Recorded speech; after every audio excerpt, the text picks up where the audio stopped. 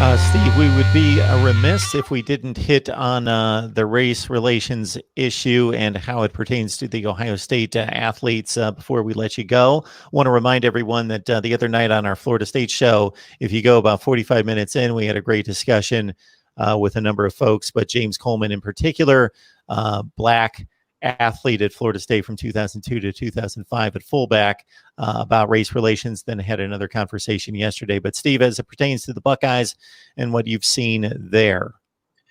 Well, first of all, very sad just about the entire turn of events. And, you know, again, there are things in our society that need to be remedied. And I think, we are starting to understand that more and more clearly with each passing day. And again, just hope everybody within the sound of our voice can just be safe. And the COVID situation, the coronavirus, I think has been dealt with in a strong response. I think from our government leaders. Again, it's easy to criticize in hindsight in 2020 about some of the decisions that were made, but that people did the best they could with the information that they had. I'm going to trust and believe that. And now we are in a situation where our country is trying to heal again in a different sense with the racial discord. And again, it's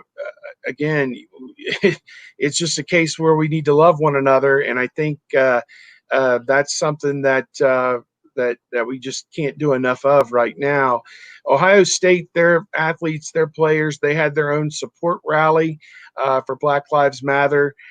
They put together a really nice video with close-ups of a lot of different people, I assume, that were taken individually and spliced together. They have a great social media staff, and Ohio State was one of the first schools that was kind of on the cutting edge of those messages that came out. Not that it was a race to post a message or anything like that, just that they came out early and swiftly and got on record with how they felt about it. And again, I don't foresee that being an issue that impacts Ohio State other than education and these kind of things. I've never really heard much of a whiff of that kind of discord within the programs at Ohio State. And I think that that goes back into leadership among the players and the coaches, that everybody has a hand in the success of the program. And I think that, again, it's communication more than anything, and it is truly caring. I think a lot of the players talked about how Coach Day and their staff stayed with them throughout the COVID pandemic with Zoom calls, telephone calls, texts, and messages of support. And now they have done the same in regards to what we've seen over the last 10 days, the national outcry and everything that's happened. So trying to stay on top of that situation and make the program at Ohio State somewhere comfortable for players from all walks of life, whether they be Black, Hispanic. Obviously, they've had guys from Hawaiian descent. Again, ethnic, whatever ethnic